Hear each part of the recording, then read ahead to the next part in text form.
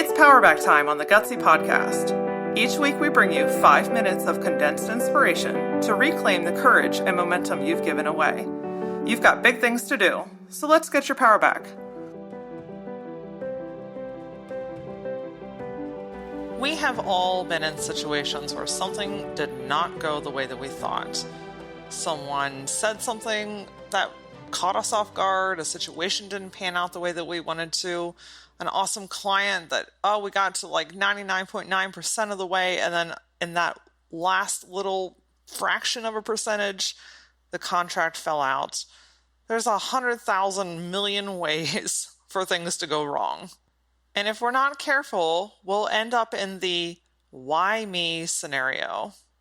Some might consider this a little tiny baby violin. Sometimes this is a pity party. And a lot of times it can manifest into deep-rooted beliefs that we carry on from scenario to scenario to scenario. For instance, if you pitched a customer a product or a service or a project that you're going to work on together, and you thought it was going to go amazing, and they came back to you at the 11th hour and they were like, you know what, you're too expensive. That's a bummer, right? Especially if you got really hyped up and you thought that this was going to go through, and especially if you've already mentally started delegating where those funds were going to go. That will often manifest into, oh shit, maybe my prices are too high. Maybe I'll just lower those. So then you lower your prices and you start playing on a lower vibration level, and then you start attracting those types of clients. Then your mentality goes into why me? You're in the why me syndrome. Why can't I afford these things? Why am I behind on everything? I had these really grand plans and I really saw a future, and now I feel stuck in something that doesn't belong to me. What is it about me that is wrong? Right? It's a rabbit hole. We can go down this further and further and further.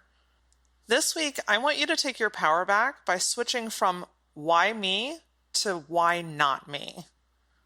Now, this is really a mindset shift. If you listen to Tuesday's episode about mindset, you know just how powerful the vibration that you put out really is and how that makes an impact in everything that you do. When you operate from the space of why me, you are stuck in victim mode. And honestly, I can't blame you. It's something that I want to help you shift through, but it's something that we've been so conditioned to do. It's our natural knee-jerk reaction. But victim mode, when you think, why me, you're equating that to everything's impossible. I'm never going to get out of this. This is the way that it's always going to be. And that ultimately ends up holding you back. But when you can find yourself consciously aware of when you start to go into that mindset, right? When you start saying those things to yourself, if you can mentally and in real actual time flip the perspective and say, you know what? Why not me? You put yourself in hero mode. Because when you say, why not me? You open up the door of possibility. Yeah, it might suck right now. Whatever just happened was not okay. Didn't make me feel great, didn't give me the outcome, but you know what? It's over and it's done with. So what possibility do I have from this? What can I learn from this and apply to future situations? When you say, why not me? You're not only telling yourself, but you're telling everyone around you and the universe that you believe in yourself. A hell of a hard lesson that I have had to learn, and I'm still honestly working through, is no one can make me believe in myself. It's something that I truly, into the root of my soul, have to feel for myself.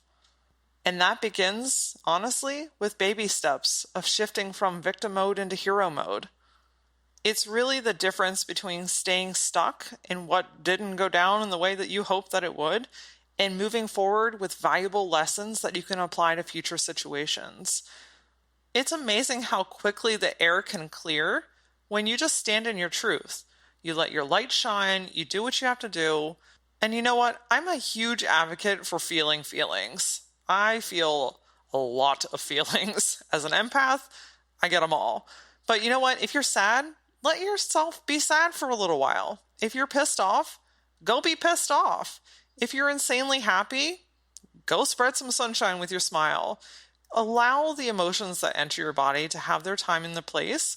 The negative ones, though, don't let them stick around. Those are kind of like those sets of cousins that come over once a year and you're like, oh God, here they come. Here we go. You don't let them move in with you, do you? No. So negative emotions don't get to move in with you. They can come, they can visit, and then guess what? Their asses get to go somewhere else. The potential that you possess is literally out of this world. And the first step to unlocking that and actually living the life that you know that you could live, and when you start saying, you know what? Why not me?